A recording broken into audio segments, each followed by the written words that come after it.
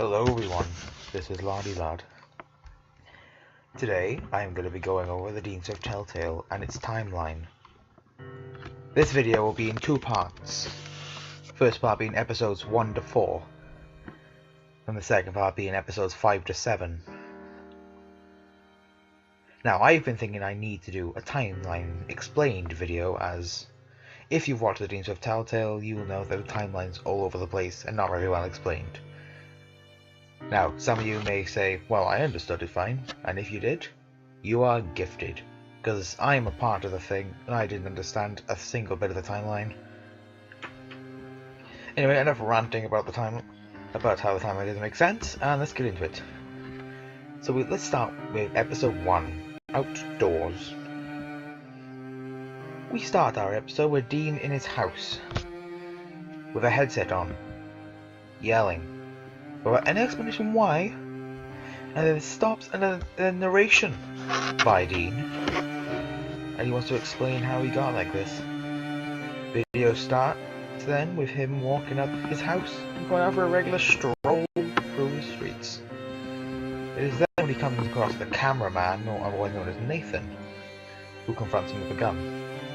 He then takes Dean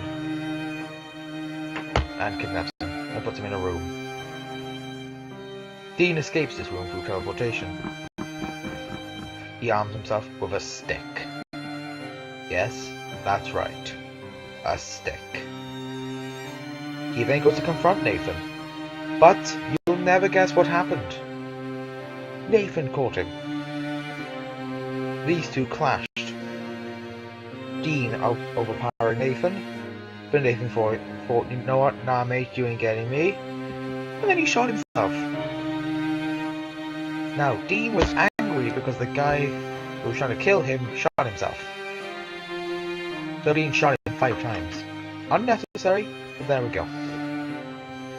It then jumps back to the house, where Dean puts on the headsets, and then I think you know the rest from the beginning of the video. Right, moving on to episode 2, Into the Game. Dean, after putting on the headset, is then transported to the game. So he appears... Wait, is that a Nerf gun? Well, no, that's like a water gun. Idiot. He's already armed and he's just got there. Alright, anyway. So he meets none other than Nathan himself. Alive! But, you know, the two act like they've never met. So will this be a different version of Nathan? That's what I'm going to go with. This is a different version of Nathan to what we saw in episode 1. But these two have a similar enemy. The zombie. The fat zombie that goes around trying to eat them. Fatty. Anyway, this zombie can't die. So, they can put the zombie down, but he'll keep getting back up. Nathan teaches Dean the basics. You know, how to shoot a gun, how to survive. So Dean takes a shot at the zombie. They're about to leave and Dean realizes he left his jacket. Now, where did this jacket come from? He never really walked in with it. But it's really important, so here we go. Now, Nathan defends. And Dean grabs this jacket. They both make an escape and find a safer place. But before that, Dean thought, you know what, it'd probably be best if I distract the zombie. So, you'll never guess what he did. He hit the zombie over the head of a chair and got him stuck in the chair. Fatty. So, after they get to their little safe spot, Dean goes around the back to take a dump. Yes, that's right. He went to take a dump. It is then the zombie comes back and intrudes his privacy. They both clash. Dean runs around and warns Nathan, and they both make a run for it. They found the exit to the game, but there's a problem that presents itself. They discover that only one of them can leave the game. Dean, deciding that he was him that had to leave, clashed with Nathan again.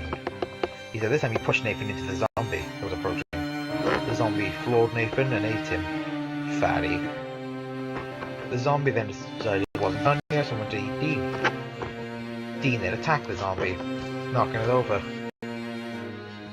Dean then walks to the exit and, well, exits the game. He is back, now in his room, but oh wait, the headset's gone. It was the headset was what put him in the game. Oh well. We now move on to episode 3, Ties That Bind, part 1. After escaping the game, Dean decides he needs to meet up with a couple of friends and get to the bottom of all this. He meets up with Luke and Laddie. They all arm themselves and go looking for someone who might have some answers. They look for someone named Luke, someone who they believe was a part of this little scheme. However, unaware to these three, Luke had been waiting for them the entire time, and jumps out of them. Luke then goes to attack Dean. But though, Fat Luke reveals himself to be working with Skinny Luke. And so Fat Luke clashes with Reese, or Laddie. It's an intense fight. But Dean overcomes Luke and floors him, disarming him. Fat Luke comes along, picks up Luke's weapon and tries to rival Dean. Dean beats Fat Luke. Reese comes back and hands Dean his weapon. Dean decides that it's too dangerous to leave both Lukes alive. It's way too dangerous, because they could both rebel, you know, in order to stop two of them. So, Dean decided to keep Fat Luke alive. As being a traitor, he might know a bit more than Skinny Luke. It is here we move on to episode 4, Ties That Bind, part 2. We see Dean and Reese taking Luke to a little safe spot now. They can interrogate him. Reese is left with Luke to get some answers while Dean is having a little look around, see if there's anything he can use. It is then that Luke reveals that his organization plans to destroy the moon, which would cause the end of the world.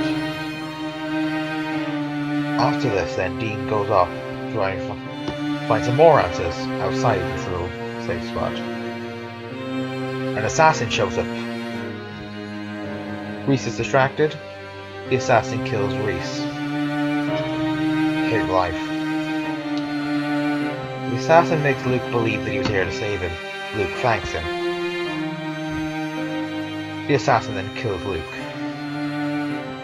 getting rid of loose ends, as I like to see it as. It is then when Dean returns to find both of them dead that a zombie version of Skinny Luke shows up. And then Fat Luke comes back as a zombie. They both try to attack Dean. Dean escapes them and runs. He gets to a safe spot, but realizes all the research he had left back at that safe spot. He was about to leave when these three showed up. 3 hooded figures that stepped out on him. Now, Dean recognized one of them a bit more than the rest, someone he had a bit of history with, that person being Nathan, along with alternate versions of both Lukes. Dean clashes with all 3, defeating Skinny and Fat Luke. The fight takes place across a large area, to hear where Nathan and Dean have one final clash to settle things. Dean beats Nathan. He has to make a choice. Does he leave Nathan alive and use him to get some information? Or does Dean kill Nathan? Dean then decides to kill Nathan, as he reckons he has no more use for him.